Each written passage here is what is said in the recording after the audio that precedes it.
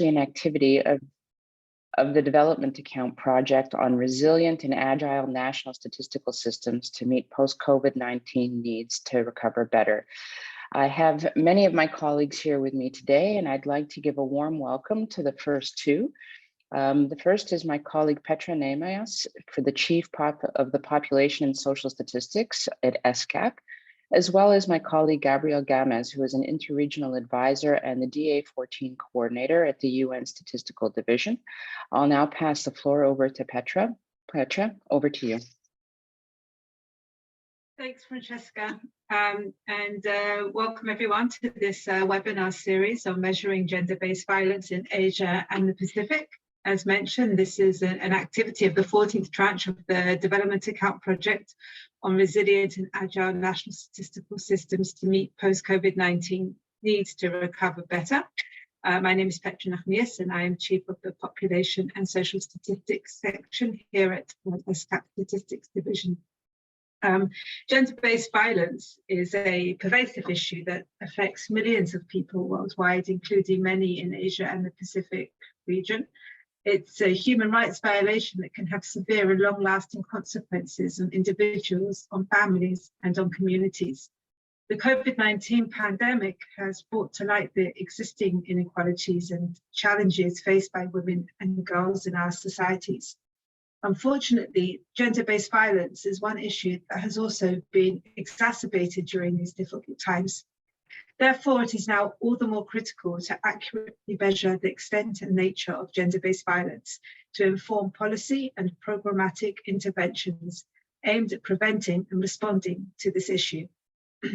This webinar series aims to enhance the capacity of national statistical systems in Asia and the Pacific to measure gender-based violence and generate data that can inform policies and programs aimed at preventing and addressing gender-based violence. The series will bring together experts, practitioners, and stakeholders from across the region to share experiences, best practices, and innovative approaches to measuring gender-based violence. By discussing challenges and opportunities in data collection, analysis, and dissemination, we hope to contribute to the development of more robust and comprehensive data systems that can inform evidence-based decision-making. At ESCAP, we have made commitments to both mainstream gender into our work and also to promote the regional collective vision on improving official statistics, which includes taking a broad systemic approach throughout the whole national statistical system. So we are pleased to be able to support this work, which also cuts across our own regional mandates and commitments. As we strive to recover from the COVID-19 pandemic, it is essential to ensure that gender-based violence is not overlooked in our efforts to build back more resilient and inclusive societies and systems. We hope that this webinar series will contribute to building stronger and more resilient national statistical systems that can support evidence-based policies and programs to promote gender equality and prevent gender-based violence. So thank you for joining us today, and we look forward to engaging with you throughout the series. Thank you. Back to you, Francesca. Thank you very much, Petra. Just before I pass the floor to my colleague Gabriel, let me just say a couple of words. Can I kindly ask all of the participants, if you can you change the title next to your name and add your affiliation? This way we can identify who's present today in the meeting. And as mentioned in the banner slide at the beginning of the meeting, translation is available in Russian and in English for today's meeting. And if you have any questions, please feel free to put them in the Q&A. And over to you, Gabriel. Thank you very much, Francesca, Petra, dear participants. I'm very excited to be with you here. I mean, for me, it's just like a few minutes past midnight. So I still have my Monday night sleep in front of me, but I know that for you, it's for some of you, it's already evening or afternoon or around lunchtime. So welcome to this very important event. It was mentioned by Petra how important it is to mainstream gender violence and gender issues for a statistician. Before I can of course share already I'm trying to share. Yes, it's coming. My slide. so it's about resilient and agile. It's very, very slow. I'm very sorry. I pressed the, okay. It's all about resilient and agile national statistical systems. And it's a kind of a COVID-19 response we're discussing. What happened during COVID, and it's not only related to COVID, it's our preparedness to events that take us by surprise. It can be, of course, a pandemic, but it can be also a disaster, a natural disaster. We have noticed with COVID-19 two main things. We had huge problems during the pandemic to continue to operate as national statistical officers or data providers. It has been difficult to collect the data that we usually collected already, like, for example, household survey and a kind of other surveys face-to-face, where because of the COVID, we could not conduct them. That's the first thing. And the second one is that we had during the COVID-19 emerging requests for statistics and data. And we have noticed that we were not really prepared to respond quickly to these emergent needs. And that's why, I mean, this project is all about resilient and agile national statistical system as a COVID-19 response. But I can tell you already now that it goes beyond the COVID-19 response. And the whole idea there is how can we make our national statistical system, our national data ecosystem, more resilient and agile to respond to user needs in case of pandemic and other disasters. If I start first, there is a trigger, of course, at the 75th session of the General Assembly. It was a call to leverage SDG mechanisms and instruments. I have to close this, I'm very sorry. Okay, including statistics and data to inform the COVID-19 response and recovery policy. The objective of our project is actually to improve capability of beneficiary countries to meet COVID-19 data needs to recover better and enhance, and I think it's important, enhance preparedness of national statistical systems to respond to emerging economic, social, as gender issues, and environmental needs for statistics and indicators in times of crisis and disaster.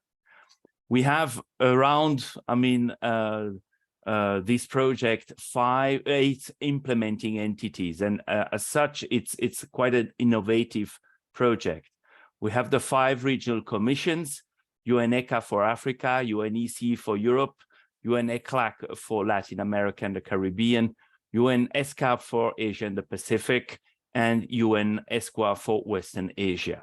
So these 5 regional commissions are implementing the project jointly with 3 global entities.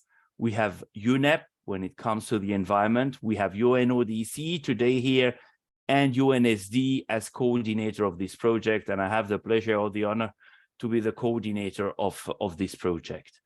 When it comes to the resources that we have, they are still at the moment rather tiny.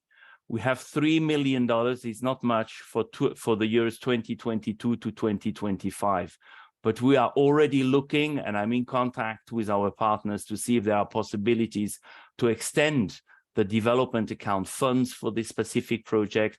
But we're also looking at other external funding sources from partner organizations, might be bilateral partner organizations or multilateral partner organizations. So I consider these 3 million as a starting budget, and we all hope that we'll get more money to conduct this very important project. We have, and this is probably something important, we have 2 cross-cutting work streams and 4 statistical domain work streams. The 2 first work streams should benefit to all the other work streams that we have. It's all about governance, and we have noticed that they are, in particular, also in gender statistics, in the field of gender data and statistics, a lot of players, a lot of data providers, and statistical officers compiling data, statistics, and indicators on gender violence and gender statistics in general. But maybe the way we are interacting is not always ideal. We don't speak systematically to each other. We don't listen to each other. So there is maybe a lack sometimes. Sometimes I'm not saying that this is really pregnant for that specific work stream we are in today, but there is a lack of partnership. So governance is important if we want to be more resilient and agile. We have also seen, and this is also the topic today for the next 3 days, that innovation is fundamental. Not only the data sources, and we know that there are many, many data sources outside our traditional data that we collect through censuses and surveys out there. Administrative data, we have also citizen-generated data, we have geospatial information, etc.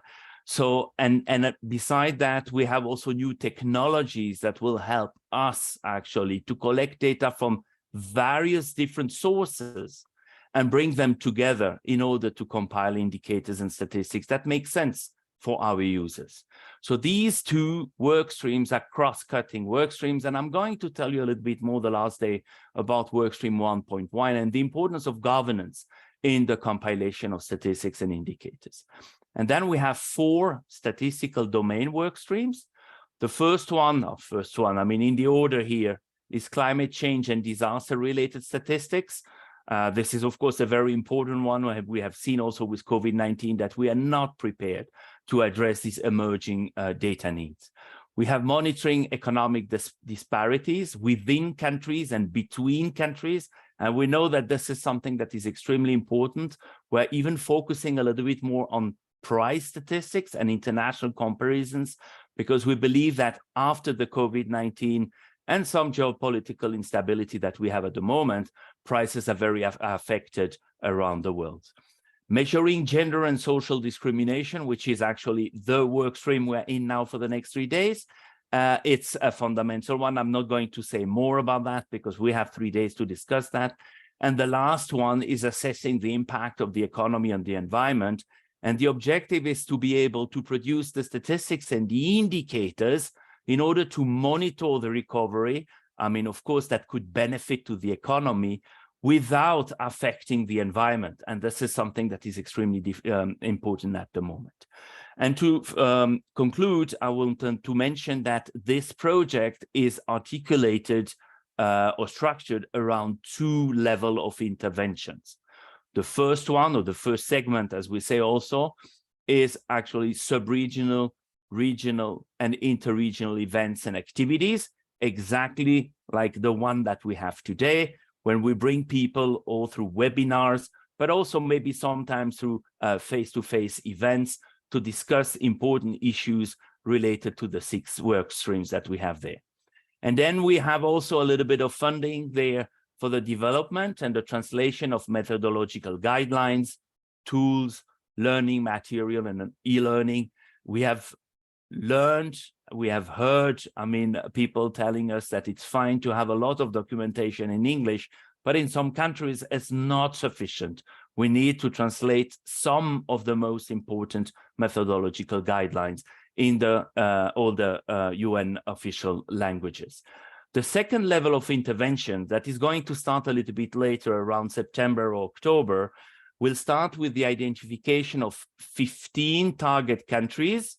This identification will be conducted by all entities. You remember the 8, 5 regional and 3 global together.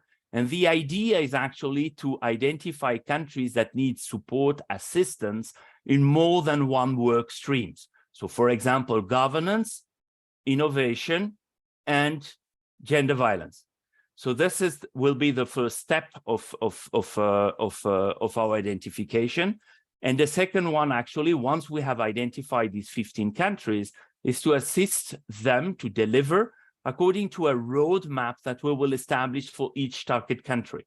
So basically, for the 15 target countries, we will establish a clear roadmap with indicator of achievement, and we will start delivering after September, I would say even October 2023, and we expect there to be finished around summer 2025, and then we will bring all this together again at the first level of intervention, basically sharing good practices, challenges, development of methodology, all together and discuss them, and eventually to see if there is an opportunity or to extend this project, or maybe start a new project on some of the work streams that we have been dealing with. With that, colleagues, I'm done. I don't want to take more of your time. I know that you have a very, very busy schedule, but I wish you all a very exciting workshop, and I hope that that we will all learn a lot from that. Thank you very much. Thank you very much for this intervention, Gabrielle. Greatly appreciated. Now I'll pass the floor over to my colleague, Sharita Sarau from ESCAP. She is a statistician with ESCAP.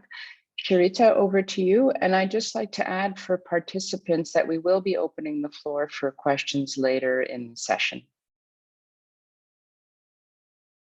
Thank you, Francesca, good morning and good day, everyone, and welcome to the webinar series on measuring gender-based violence in Asia and the Pacific. So as you already know, that this is a series of 3 webinars for the Asia-Pacific region, which will run from today until the 27th of April. And as my colleagues have already explained, the idea behind these webinars is to build knowledge around different tools, methodologies, and initiatives available to support the collection of data on gender-based violence with a specific focus on gender-related killings of women and girls or femicides. So today and tomorrow, we will focus on understanding data needs to monitor gender-based violence more broadly, as well as specific methodologies and tools to harness survey and administrative data, the pros and cons of each of these sources, and so on. And on day 3 of the webinar, we will get into understanding the implementation of the statistical framework for measuring gender-related killings of women and girls, which has been developed under the leadership of UNODC and UN Women. And we will also explore the use of new data sources to measure gender-related violence, such as using emergency telephone data. So our sessions today will include a mix of expert presentations, discussions on best practices, as well as sharing of experiences from countries already producing statistics and indicators on gender-based violence. And we encourage all of you to participate and engage actively in the discussions that will follow the presentations. So without further ado, let me now invite our first speaker, Melissa Alvarado. Melissa is the Ending Violence Against Women Regional Program Manager at UN Women's Regional Office for Asia and the Pacific. And Melissa will be providing us an overview of how gender-based violence is defined in the context of international and regional conventions and agreements.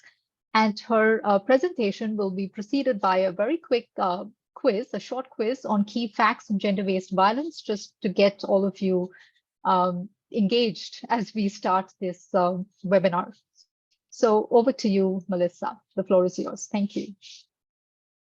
Thank you so much, Sharita and colleagues and all of our colleagues at ESCAP and UNSD and UNODC who've worked to convene this really special meeting. As we begin, I will start in a moment with a quiz, but I wanted to say a few things just as we start. First, we will be talking about violence against women today. And I know all of you are here because this is the topic, but I wanted to just acknowledge that that is a topic that can be personal. It's personal to many of us. Many of us either have experienced violence ourselves or know someone who is either now experiencing violence or has in the past.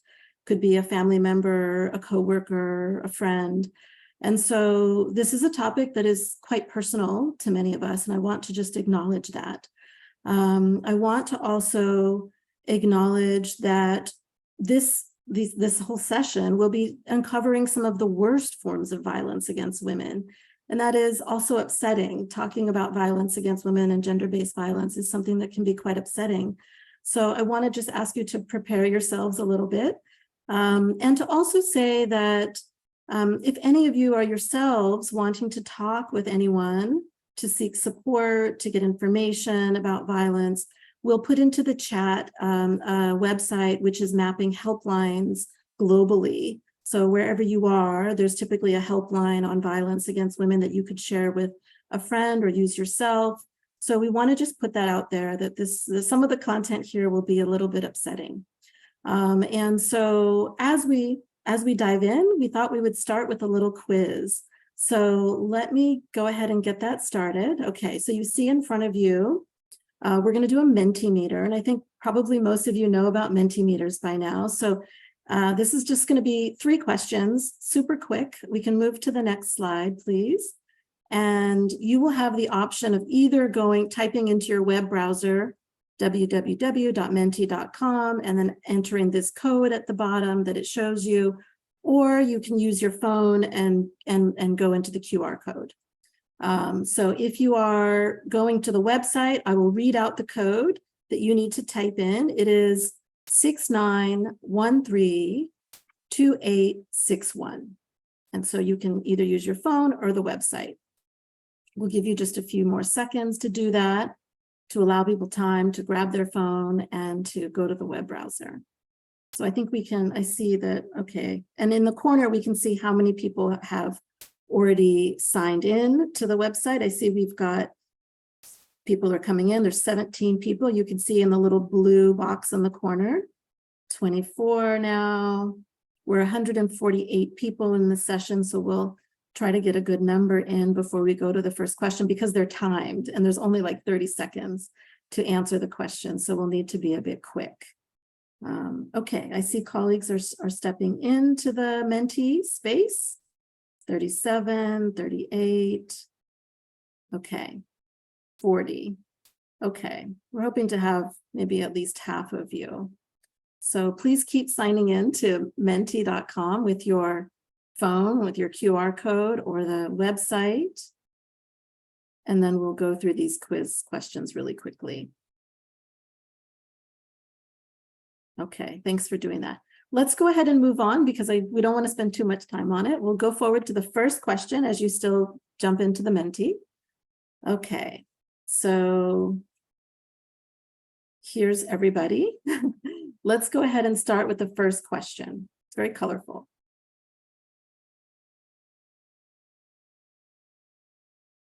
Okay, all right, here it is. The first question is this. What is the global estimated proportion for women aged 15 years and older who have experienced physical and/or sexual violence? And this would be in their lifetime.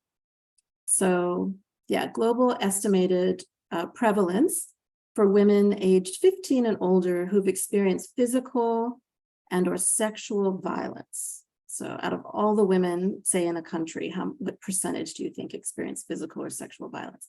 Okay, 1 second left. All right, so we see the responses here. The correct answer was 30%, around 1 in 3 women experiences violence in their lifetime. A number of you selected an even higher number, which is not a bad guess because in fact, some countries have quite high rates of violence against women. It's not 30% in every country. In some countries, it's a bit less. In some countries, it's significantly more.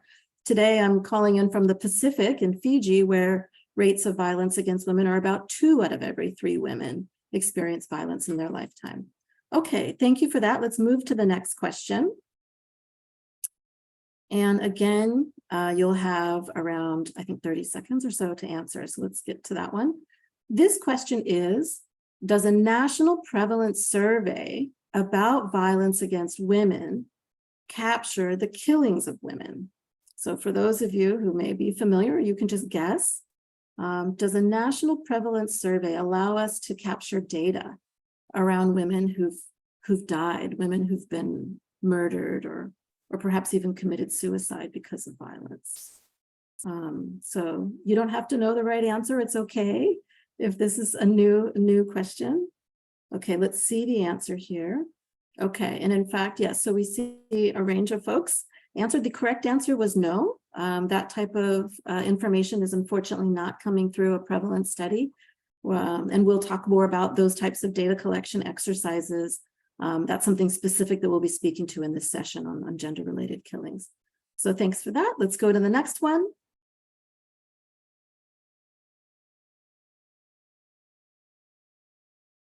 Okay, third question. Which region has the highest absolute numbers of female intimate partner or family-related homicides. So this is global region. So out of all the regions in the world, Asia, Europe, Americas, Africa, which region do you think has the highest absolute numbers of female intimate partner or family-related homicides?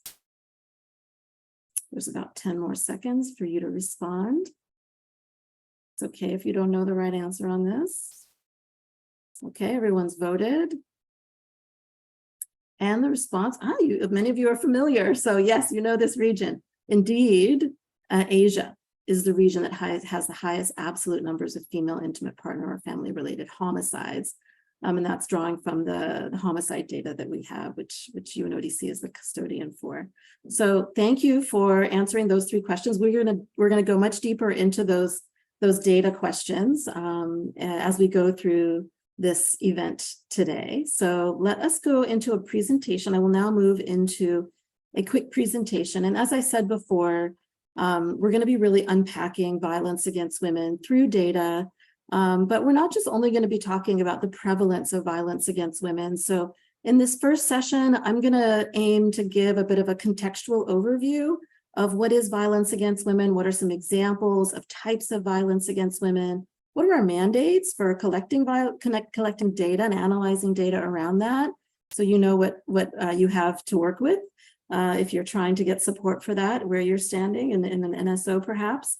And we're also going to be looking at what are some of the emerging forms of data collection violence and the data collection around that, and as well as some of how do we collect data on some of the worst forms of violence against women. So let's go ahead to the next slide, please. And so this is just a definition that we continue to use for violence against women. It's from the UN Declaration on the Elimination of Violence Against Women. It's from 1993, but it has remained the definition that we continue to use. So I will read it here and then I'll unpack it very quickly. So violence against women is defined as any act of gender-based violence that results in or is likely to result in physical, sexual, or psychological harm or suffering to women, including threats of such acts, coercion, or arbitrary deprivation of liberty, whether occurring in public or in private life. Now, as you may imagine, every word of this definition was carefully chosen and negotiated. The definition tells us a few things. One, it gives us the understanding that violence against women is something that happens related to our genders. And the violence that women experience is quite different than the violence that men experience. They're very different patterns, as you know. And this is really informed by the gender roles that we have in society and sort of the cultural or social expectations that are given to us in wherever the place or the community is that we live. The violence is very much tied to gender roles, and sometimes violence we see happens and is justified because perhaps a woman is perceived to have broken the rules, broken the expectation for what it means to be perhaps a good woman or a good wife or a good mother. So these are all gendered roles, right, for women and as well for men in terms of how they engage with women, and sometimes communities feel like men have the permission to correct women and to use violence to do so. So all of this is contained in these ideas around gender. Now, I'm going to talk in a moment about different forms of violence, physical, sexual, psychological, give you some examples of that. So we understand here in this definition that violence is not only physical. There are actually many ways. It could be only physical, but it often actually involves physical, sexual, psychological, also economic. I'll talk about that in a minute. And then an important element to underline here is also the threats. A threat around violence is experienced by many women to really be a form of violence, something that controls her, that makes her feel afraid, that makes her feel not living her life fully with freedom. And so that's something that is a really important part of the definition. And finally, just to underline that violence happens in public and in private life. And I think there used to, decades ago, there used to be this understanding that what happened in private lives and within the home, within families, was not the concern of the state. That was a family problem and it was families to deal with it. That is different now. We now have this definition. We have many international norms and agreements and treaties now, such as CEDAW, which really clearly underline that the state has the responsibility to do research on this issue, to understand this issue, to prevent, to protect, to respond, to hold perpetrators accountable. So even now, what happens in a home is the concern of the state. And the state needs to take action to prevent even forms of domestic violence that happen within households. And that is thanks to decades of advocacy by the feminist movement. So violence does happen in public life, it happens in private life, it happens in workplaces, and in all those spaces, there's accountability and there's a responsibility to prevent and respond. Now, what is gender-based violence? That is an umbrella term for any harmful act that's perpetrated against a person's will, and that is based, again, on socially ascribed gender differences between males and females. And we could spend a lot of time unpacking gender-based violence here, but we're going to just move into some examples to give it a bit more of a concrete sense. So we'll go to the next slide, please. So these are just some really quick examples of types of violence. We'll start with physical violence. This is an act attempting to or result in pain or physical injury. This might include beating, burning, kicking, punching, biting, maiming, the use of objects or weapons to harm, tearing out hair. It can also include things like choking. At its most extreme, physical violence may lead to femicide, that's a word that's used in some settings, or the gender-related killing of women and girls. And some classifications also include trafficking. Now, sexual violence can include many things. This might include rape or some form of penetration of the victim's body, and marital rape and attempted rape. I will also note that rape does not, I'm going to be a bit frank here, use frank language. I hope you'll allow me. Penetration of the victim's body, that does not only mean a penis and a vagina. And so that could mean other types of penetration, and that some countries allow for that type of clarity in their legislation, and others are still catching up on that. Other types of forced sexual activities include forced sex, sexual harassment, and abuse related to reproduction. And again, these are just some examples. There are many things that happen under these different headings. In terms of psychological violence, this can include threatening behaviors that do not necessarily involve physical violence or even verbal abuse. It can include actions that refer to former acts of violence or ignorance or neglect of the other. It might involve isolation or confinement, withholding information, disinformation. A lot of survivors of violence talk about being isolated from their friends and family intentionally. So these are all areas where there's a lot to unpack, but this just gives you a quick view. Next slide, please. So we're going to talk about, we're going to add in here economic violence. This was not in the original definition, but it is now well understood that economic violence is a feature of many forms of intimate partner violence that happens. And this might include things like taking away the victim's earnings, not allowing her to have her own income or to work, or making her unfit for work through physical abuse. For example, beating her around her face so that she can't go to work, or not allowing her to get a job, or forcing her to give up her earnings, as it says here. So many forms. Also going into debt is another form of economic violence. And then finally, we wanted to just quickly touch on technology-facilitated violence. Many of us are hearing about that. Some of us have experienced that ourselves. There was an expert group meeting convened just last November in 2022 by UN Women, which adopted the following operational definition. Technology-facilitated violence against women is any act that is committed, assisted, aggravated, or amplified by the use of information communication technologies or other digital tools that results in or is likely to result in harm, physical, sexual, psychological, social, political, or economic harm, or other infringements of rights and freedoms. And so this is a definition that will be consulted by the UN Statistical Commission over the next couple of years, but more information about those definitions is included in the link here, and we'll share the slides later. Next slide, please. This is just a really quick snapshot of the global context of violence against women, what the data look like. We already, in the quiz, spoke about how 1 in 3 women are estimated to have been subject to physical or sexual violence from a current or former husband or male intimate partner, or sexual violence from a non-partner, or both of these forms of violence combined. And I think Jessica, who's here from UNFPA, will be speaking more about that afterward. So this is an estimated 736 million and perhaps up to 852 million women aged 15 years or older in 2018. This is a huge number of women and girls. Let's just agree on that.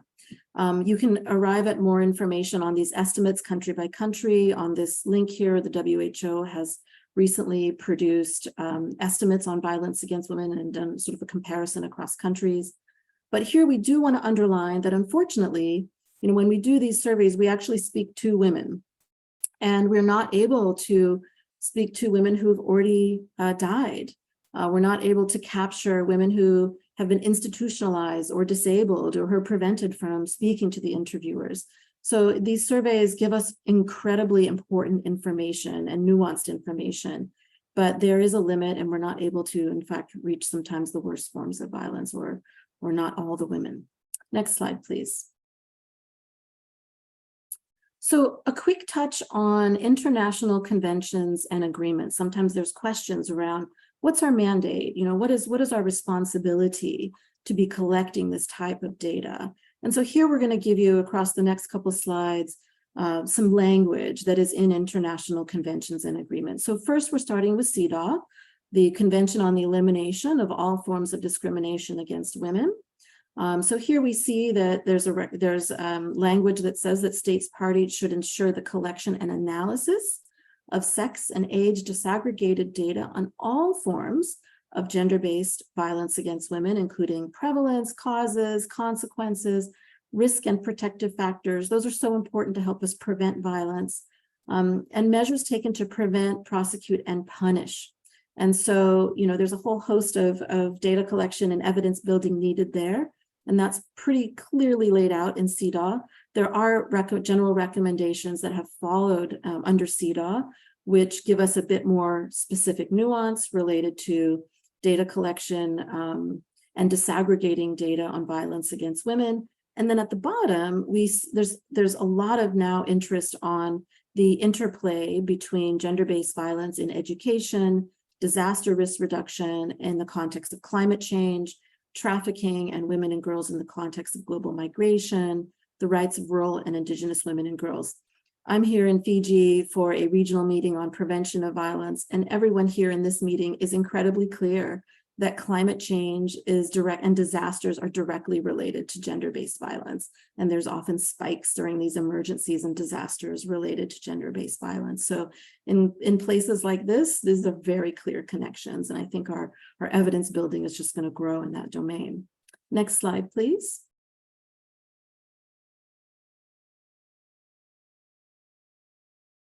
Okay, so there's, of course, the Beijing Declaration, where we see that the call is to promote research, data collection, and compile statistics, especially concerning domestic violence and related to the prevalence of different forms of violence against women. So really just unpacking those types of violence.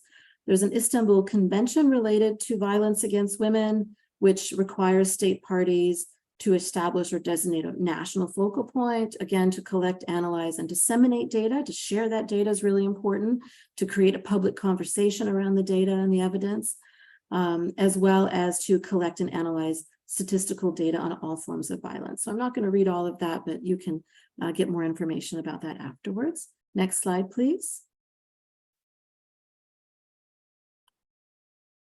And here we have the ASEAN Declaration. So this is for Southeast Asia.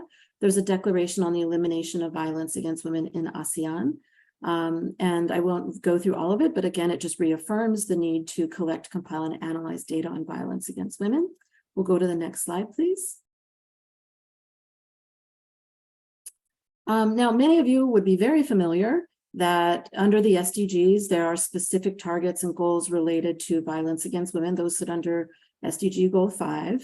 Target 5.2 to eliminate all forms of violence against women and girls in public and private, including trafficking and sexual and other types of exploitation.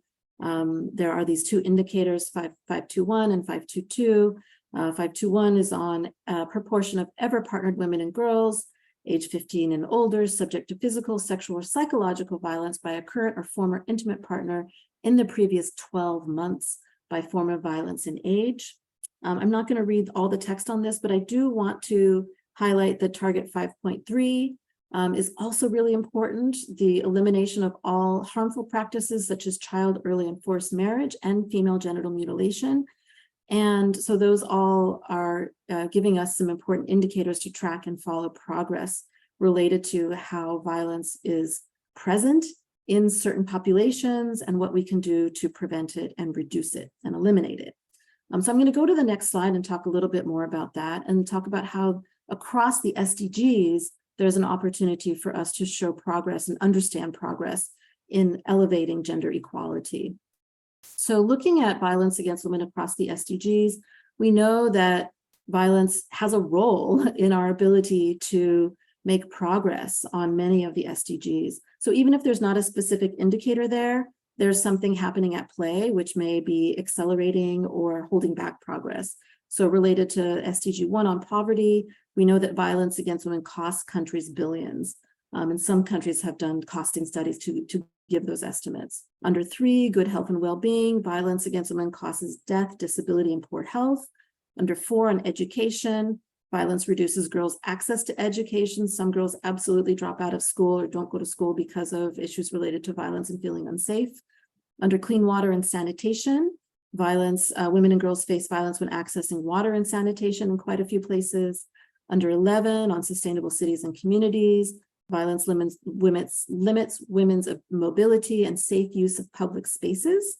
Under peace, justice, and strong institutions, 16, violence against women is often perpetrated with impunity, and that is absolutely a factor in its prevalence. Next slide, please. So one thing just to say, for many of you who are working in statistical offices, there has been quite a lot of confusion around the differences between administrative data. So for example, data collected by police or helplines or crisis centers, and prevalence data, which is survey data. We get quite a lot of questions around this from different ministries or stakeholders. And in countries where they don't have a reliable prevalence study, they often ask, can we use the police data as a proxy? And we always have to clarify that no, we cannot use administrative data as a proxy. So in order to answer some of those questions, at least for some of our colleagues and stakeholders in ASEAN, we developed this guideline with ASEAN countries and for ASEAN countries about violence against women data and the differences between administrative data and survey and prevalence data to help clarify some of that.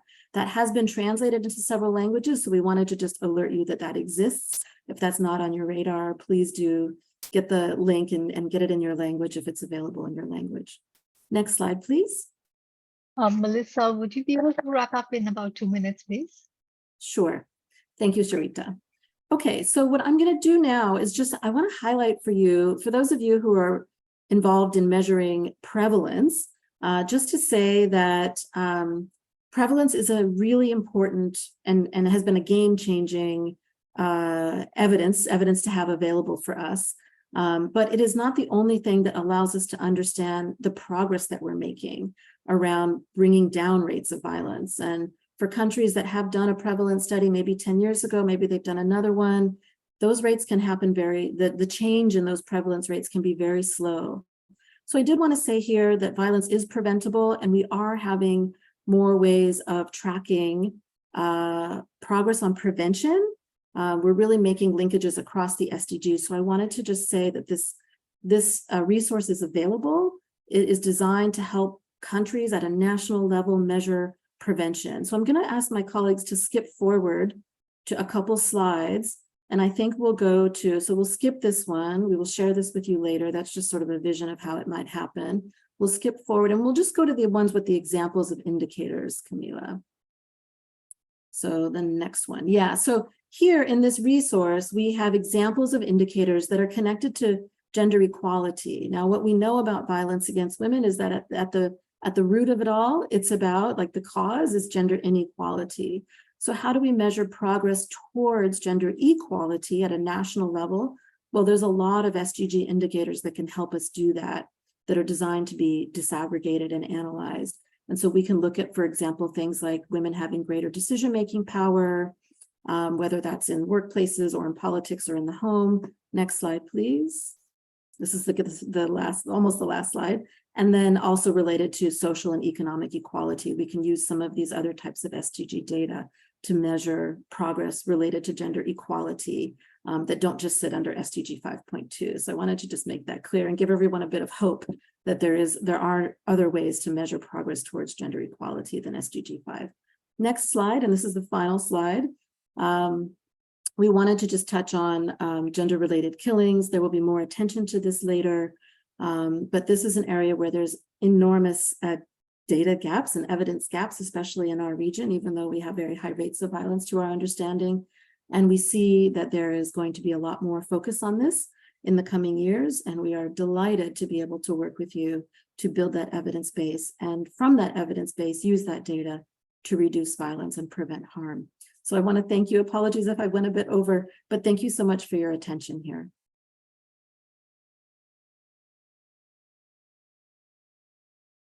Thanks, Sharita.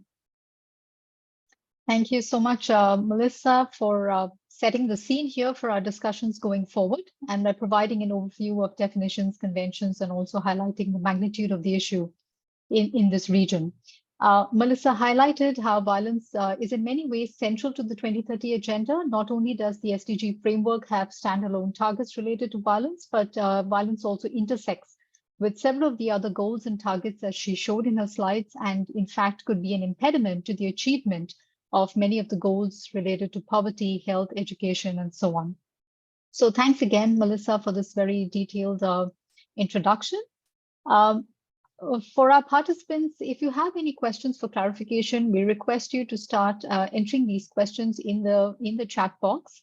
And we will now move on to the next presentation, and we'll come back to those questions in the chat box. But given the technical nature of this meeting, may I kindly remind you that any questions or comments that you have, kindly restrict these questions and comments to the technical content of the presentations that are being made in these sessions. So now let me invite the next speaker, Jessica Gardner. Jessica is the technical lead for violence against women and research at the United Nations Population Fund Regional Office for Asia and the Pacific. In her presentation, Jessica will walk us through key indicators, data sources, and guidelines to measure gender-based violence. So over to you, Jessica. Thank you, Sharita. Hello, everyone. It's a pleasure to join you at this webinar. I thank the UNODC and ESCAP for involving us, and very wonderful to see the interest in this very important topic. I'll be talking a little bit more about the measurement approaches to gender-based violence against women. And this is building on the work of the No Vow Data Initiative, which is the logo you can see in the top right corner of my slide, which is a play on words to really emphasize that to eliminate violence against women, to have no violence against women, we need to have knowledge and understanding of the data. I want to start with this quote from a violence against women survey enumerator in Mongolia. Violence is something we all know happens. It is distant and close to us always, but we didn't know how to talk about it. This is quite a powerful quote that says two things to me. One is that by measuring violence against women through surveys and through other data sources, we're giving women a voice about their experiences with violence. We're also giving ourselves, people interested in this space, people working on eliminating violence, a language and a means to understand and talk about this issue, which is a deeply personal issue, as Melissa said, and it is a very sensitive issue. And data really helps us to confront and act on eliminating this very harmful violence. I have a lot of information to share with you today, but a very short period of time. So I'm going to go quite quickly, and some of my slides are detailed. I'm going to touch on just a few highlights in the hope that it provides you with an appetite to learn more. Let me start with clarifying what is prevalence and how this differs from incidence. Incidence is about counting new cases or number of incidents. And when it comes to violence against women, that might be the number of times women experience a violent event during a specific period, such as the last year or their lifetime. The statistics on the right here are the number of family or intimate partner or family-related homicides or femicides. This is a count of those incidents. Prevalence, on the other hand, is something quite different. It's the proportion of women who have experienced violence as part of the target population at risk. So for intimate partner violence, which is one of the most common forms of violence against women, that's women who have ever had or currently have an intimate partner being a husband, a spouse, a boyfriend, a fiance. The definition varies slightly between countries. And that's where you get a proportional figure. You're counting people rather than events or incidents, and it's presented as a percentage or a proportion of the total population. Statistics like the 1 in 3 or around 30% of women who experience physical and or sexual violence, mostly at the hands of an intimate partner. These global figures from the WHO. So where does the data come from? What are the sources of data on gender-based violence against women? Well, if we look across the traditional sources of official statistics, censuses, administrative data, survey data, they mainly come from administrative and survey data sources. And Melissa's already touched on this, and let me provide a little bit more in the way of examples. First, to say that censuses, or at least population and housing censuses, the ones that we know well, are not an appropriate vehicle for measuring gender-based violence. The topic is too sensitive, and it requires very strong and careful safety and ethical procedures to be in place. And it's not possible to do that in a tool as broad and widespread as a census. And I'll provide some examples as we go along to emphasize that. Administrative data is a very important source of information on on the number of women that are reporting these experiences, that are accessing services, using crisis hotlines. How many cases of violence are being reported to the police? How many are going through the court system, prosecutions, convictions? And how many people are accessing services like shelters or counselling or support for dealing with violence? These are essential data that come from a byproduct of the services provided. But they will not tell us what is happening behind closed doors. And most cases of gender-based violence against women are never reported. This is a quite hidden and silent phenomenon. And it's usually an ongoing phenomenon that happens over a course of time, especially when it comes to family violence, intimate partner violence. So we need surveys to measure the prevalence of this issue. And there's two types of surveys: dedicated surveys, ones that are designed specifically to measure intimate partner violence, to measure other forms of violence against women. And these are very comprehensive survey tools specifically designed for that purpose. There's also modules which are similar in nature in the sense that they measure similar things, but it's a much shorter set of questions. And this is attached to an appropriate survey where the safety and ethical protocols can be prioritised and observed. So it's not something you can just put into any survey. It has to be very carefully integrated with careful training. And some examples of where that happens frequently in this region are the demographic and health surveys. There are, of course, other sources of data that are very important for understanding the issue. Qualitative data and research is essential for really getting to the context and unpacking, going beyond the numbers to really understand what the forms of violence, why they're happening, the causes, the consequences, and how they can be prevented. Big data is an area we're all interested in looking towards, and there are some interesting examples of how search engine data could be used to see if people are seeking information about various forms of violence or services. Citizen-generated data, like using a map technology for women to mark hotspots in terms of danger areas of the city, are some examples in that space. But really, our main data sources are administrative data and survey data, and they're very different.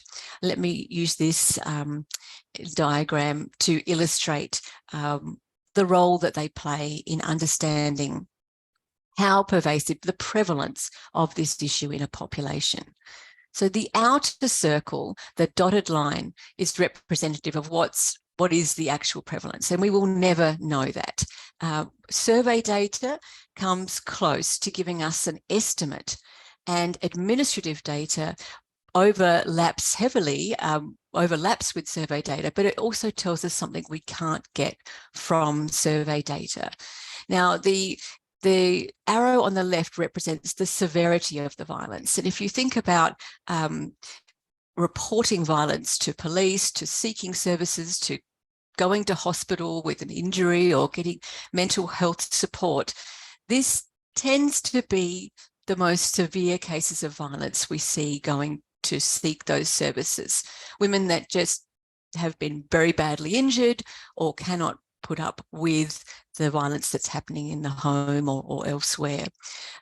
Many cases are not reported. So we see this as a smaller subset of the actual prevalence.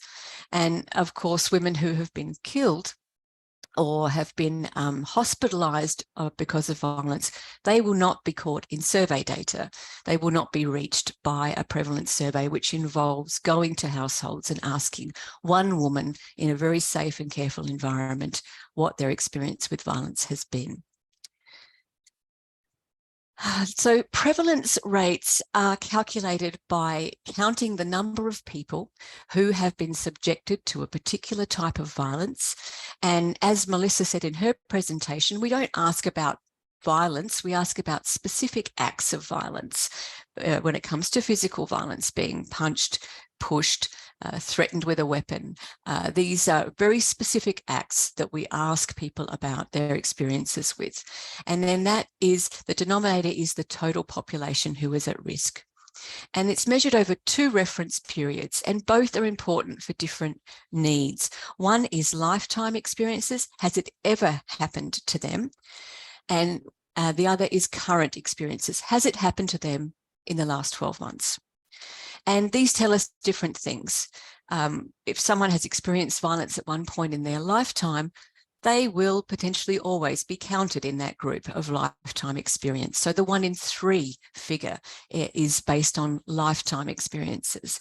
Current rates of violence should reflect an estimate of what's happening in the population now.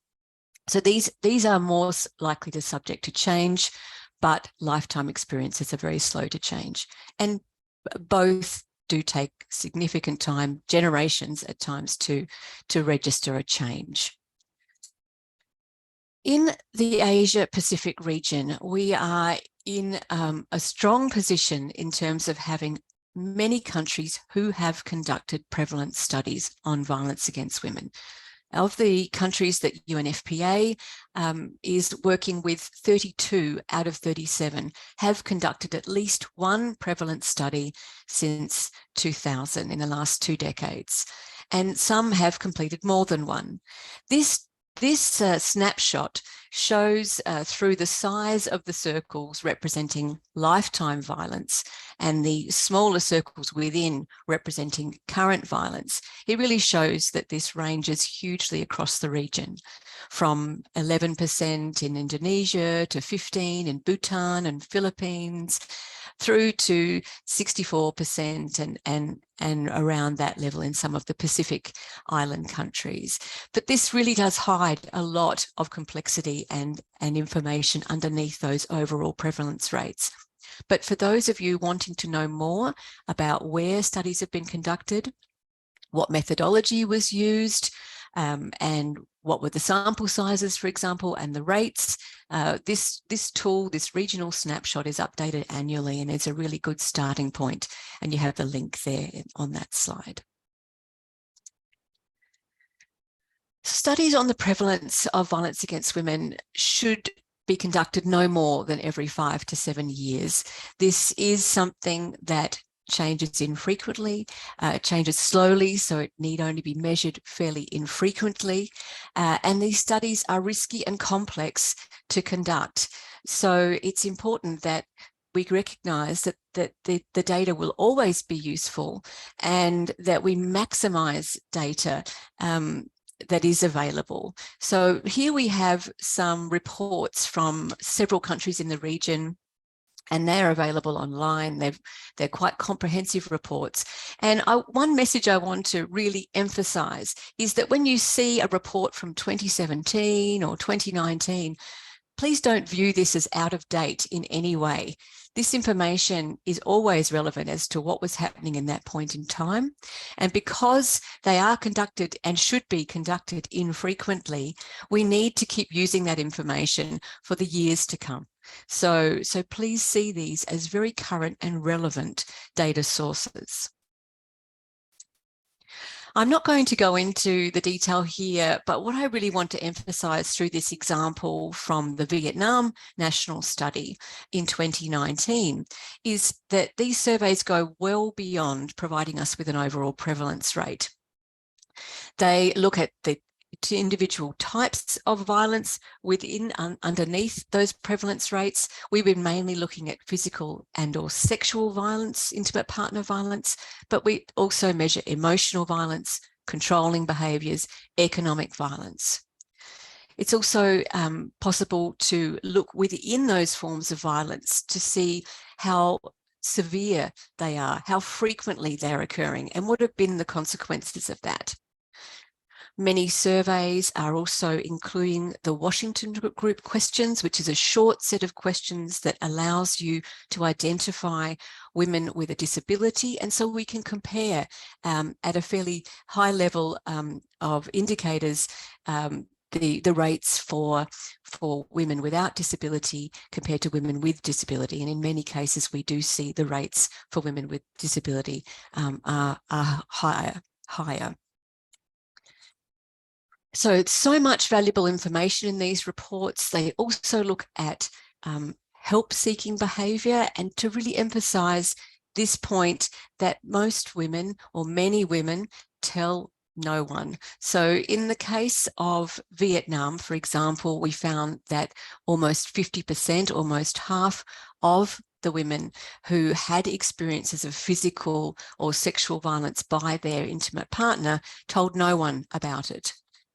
Now, if they had told someone, it's important to recognise that in this example, very few went to the police, very few went to community and service providers. And that really emphasises, as I said earlier, that those administrative data sources that show us who's reporting violence really are capturing just the tip of the iceberg. The other thing to emphasise is that many of the studies using the WHO dedicated survey model include a qualitative component, which provides very valuable data and information from the voices of women about their experiences with violence. And we can find out more about their perspectives when we combine qualitative and quantitative data together. The studies also look at attitudes across all the population, whether they've experienced violence or not, and you can look at intergenerational changes in attitudes. I want to spend a moment talking about the very central aspect of these studies, which is that to ensure that they are safe, ethical, and robust. There are very important standards in place that prioritise women's safety, because this is a dangerous study to conduct. You're going to people's homes to talk about their experiences with violence. That can be a catalyst for further violence if other people in the house or the community are aware of what this survey is about. So they are conducted under a safe name. It's usually about women's life experiences, about their health and their reproduction, something that is personal and will allow you to select one woman in the household and then have a private interview with them. And that is conducted very ethically. They're given lots of information about their confidentiality. They are in control of the interview and can stop it at any time. So it's a standard international method with structured questionnaires, very well tested and widely used, guided by ethical and safety measures. And I'll point you to some of those resources in a moment. Crucial to this is specialised in-depth interviewer training. And that would be 2-3 weeks of training that sensitizes interviewers to gender, has them become very familiar with the tool, but also a chance to practice and be prepared for situations that they may encounter when conducting these very complex studies. The process at national level is very participatory, and national ownership is important throughout the planning, implementation, and the dissemination of this important data. And opportunity for capacity building needs to be maximised. And of course, it's a responsibility to ensure that data are used and support taking action. During COVID-19, there was a very big call for more data, but of course, the very specific circumstances we were living under with lockdowns meant that collecting data could be even more challenging, and safety and ethics was really crucial.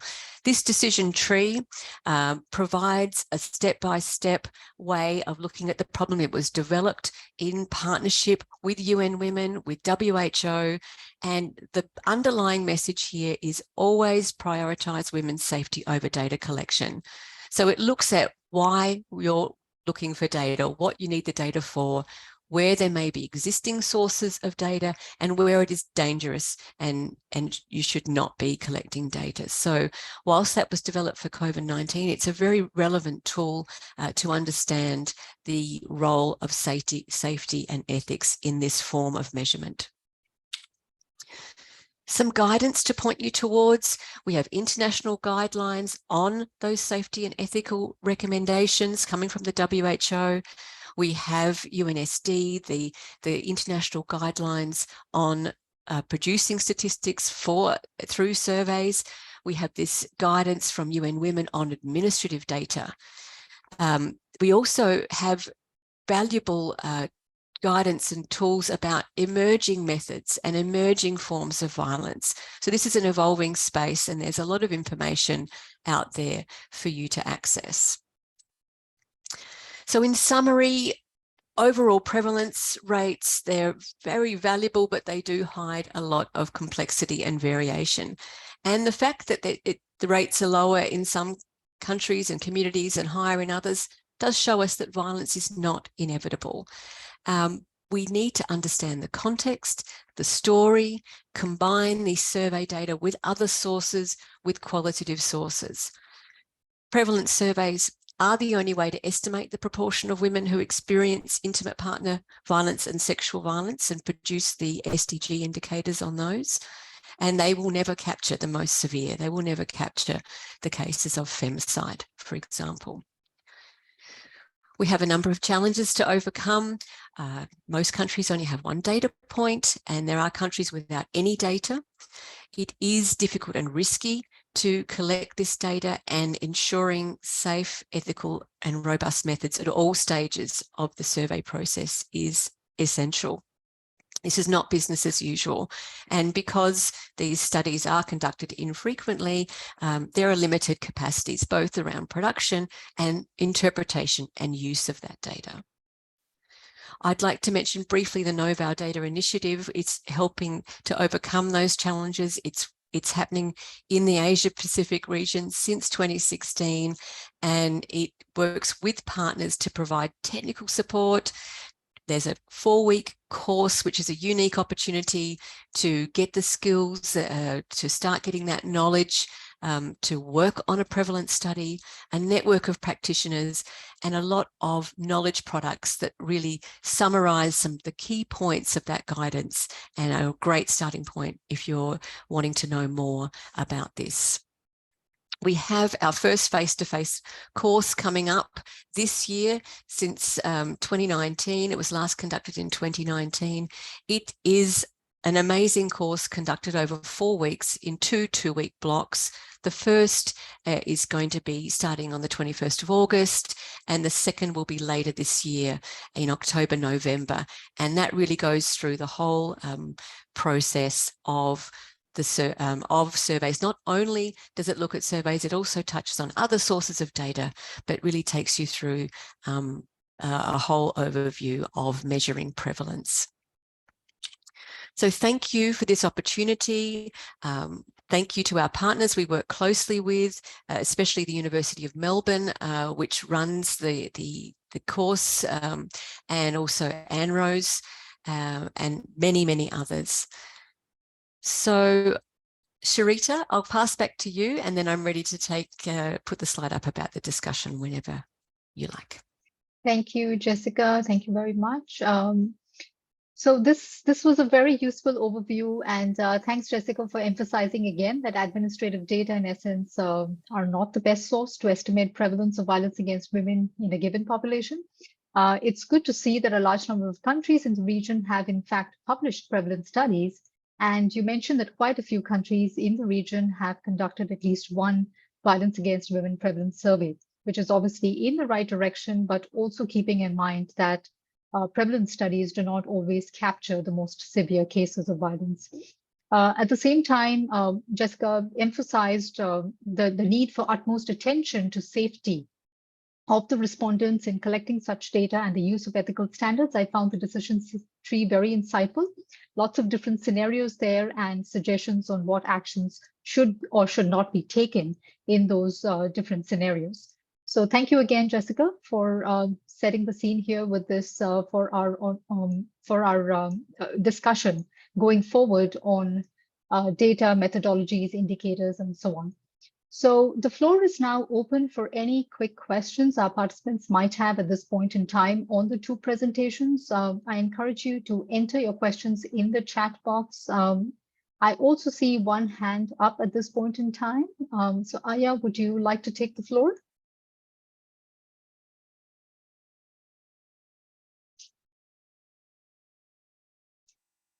Aya Matsura, I believe your hand is up. So would you like to take the floor?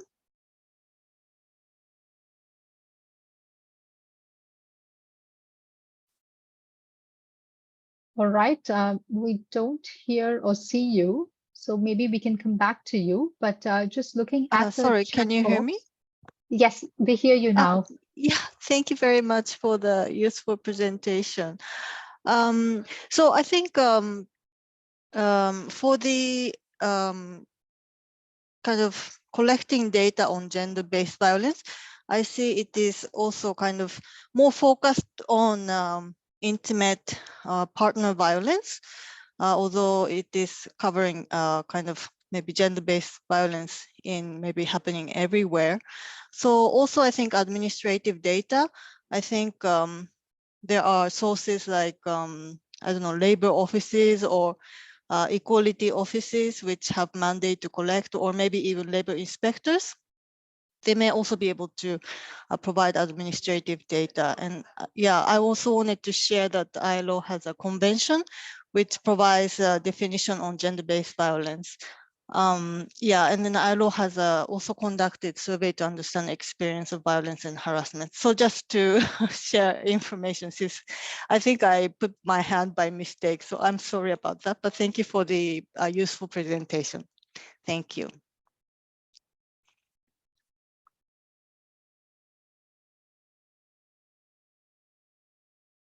Thank you, Aya.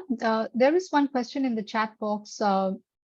If Jessica or Melissa, you want to reflect on this. What is the difference between qualitative and quantitative data in the context of violence against women? I can. Jessica, do you want to take that question? Sure, And maybe yeah, I'll come back to Aya. Fantastic. Yes, so the difference between quantitative data, we're counting things with quantitative data, we're using very structured questionnaires and structured approaches so that those questions are asked the same way of every respondent. Or if we think of administrative data, we're basically counting reported cases, that kind of thing. So that's quantitative data, and we can produce statistics from that. Qualitative data is about collecting more unstructured information. So in the context of intimate partner violence, which I did concentrate heavily on in my presentation, that could be done through focus group discussions. It could be done through in-depth interviews, key informant interviews, where a lot of data information is gathered in a less structured way and then analysed for themes, for useful information that can be triangulated against quantitative data and really used to understand what's going on behind those numbers. Thank you. Thanks, Jessica. I do not see any further questions in the chat box or any hands at this time. So maybe we could, Melissa, do you want to add something? I see your hand up. Yes, please. Thank you. I did want to just thank Aya at ILO for reminding us that there is this new study. It was just released last December, a global study on sexual harassment. And you're right, Aya, a lot of the focus and a lot of the types of violence we've been talking about today are related to intimate partner violence. There are, women's rights advocates are also saying we need to not forget sexual violence and collecting data around sexual violence and using that to inform policies and practices and services.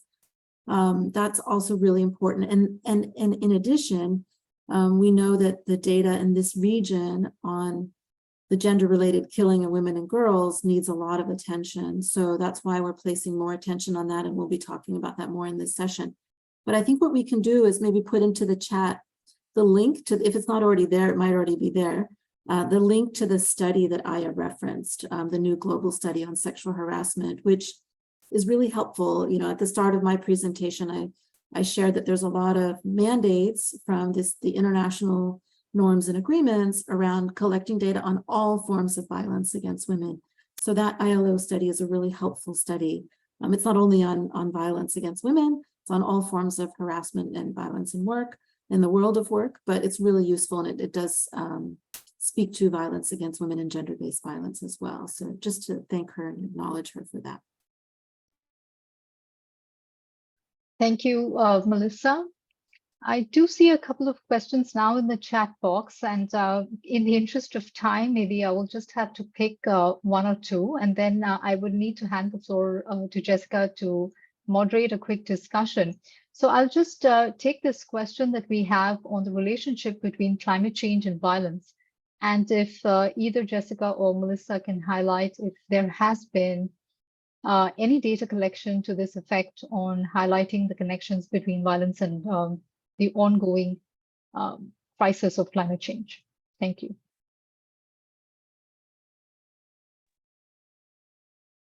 That is a great question. Thank you so much for that question. There is definitely increased attention to this issue in the Pacific, where there's just continual cycles of disaster preparedness and then dealing with disasters and emergencies because of cyclones or tsunamis and earthquakes and things like that. The Pacific has a rather advanced understanding of the correlations between disasters and violence, unfortunately. And there has been, I think this has been rather well documented by now. We also did a study recently, a big data study, looking at analyzing social media conversations and search behavior related to violence against women during recent disaster-related emergencies that were climate-related and disaster-related. And so that is something I believe is, it may be online. We'll do a quick check and see if that's online yet, and we can share that with you. So there is some emerging evidence around that. And this is a question that is certainly going to be researched, and there'll be more evidence forthcoming around it. But just talking to the women's rights advocates and governments and national disaster management offices, this is something that is certainly of concern and getting integrated into disaster plans. And I will also add that the UN Special Rapporteur on Violence Against Women last year produced a report on climate change and gender-based violence. And she did a series of consultations with governments, with advocates and activists around the world to produce that report. And that has a bit of data in it too. So we can share that here too for those that are interested. Thank you. Thank you, Melissa. So for the other questions that I see in the chat box on challenging methods to collect data, as well as citizen-generated data and how this can be used, I think we are going to cover some of these in the sessions tomorrow and day after. So may I kindly request you to attend those sessions so that these questions can be answered. So for now, maybe I'll give the floor to Jessica, who is going to lead us through a moderated discussion on a set of questions addressing two broad issues, that is regularly published statistics on gender-based violence, as well as how national agencies are using gender-based violence data for policy making. So I'll hand the floor over to Jessica for the questions, and we request all our participants to actively engage in the discussion, because the experiences from your countries would be useful, obviously for the region as a whole. So over to you, Jessica. Thank you. Thanks, Sharita.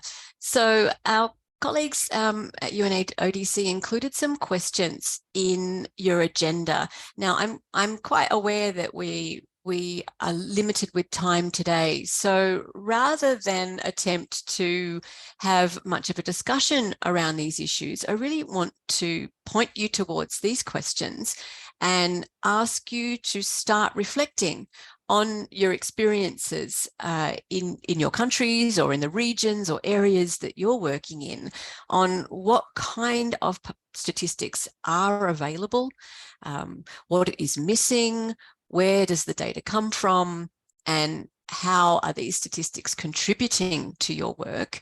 And also thinking about these things from a use perspective as well, because you talked about an interest, a challenge and a strong interest in measuring gender-based violence. There is a huge appetite for data in this area, and the main challenge is that it is an area of measurement where it's possible to do harm if it's not done correctly.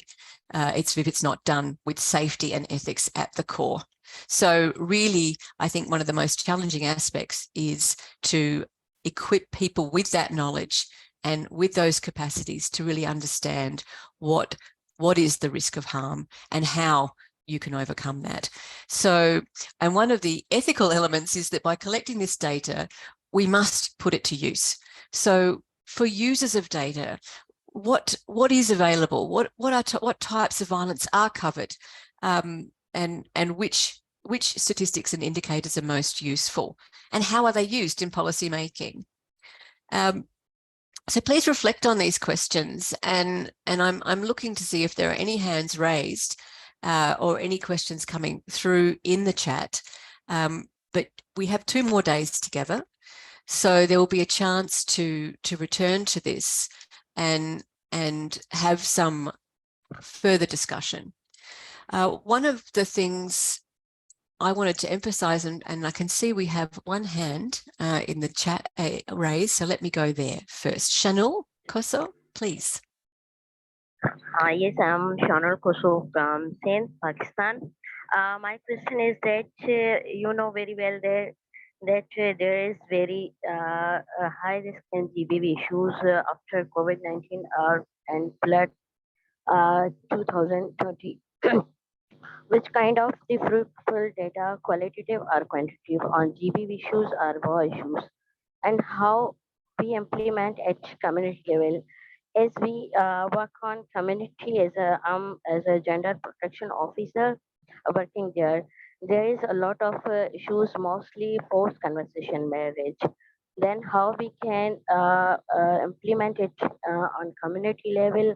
And we know that it's a really a religious country, so we faced a lot of challenges here. So please, Jessica, can you guide us how we implement it?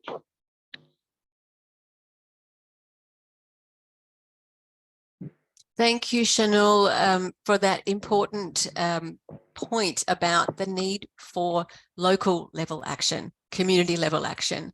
And this is where the prevalent studies are not going to measure small areas, but the data is very relevant, as is other sources of data, very relevant to having those conversations at community level. And I can remember the study that was conducted in Kiribati around 2008, 2009. One of the things that the leaders of that study did after the results were available is to take it out to communities and to use that as a starting point for those discussions, because this is very confronting. It's a very confronting issue, and talking about what the statistics show us and what they don't show us can be a good starting point for having those kinds of community level discussions. So there is a strong interest in bringing this data very much down to the level of where action needs to take place. So thank you, Shanul, for raising that point.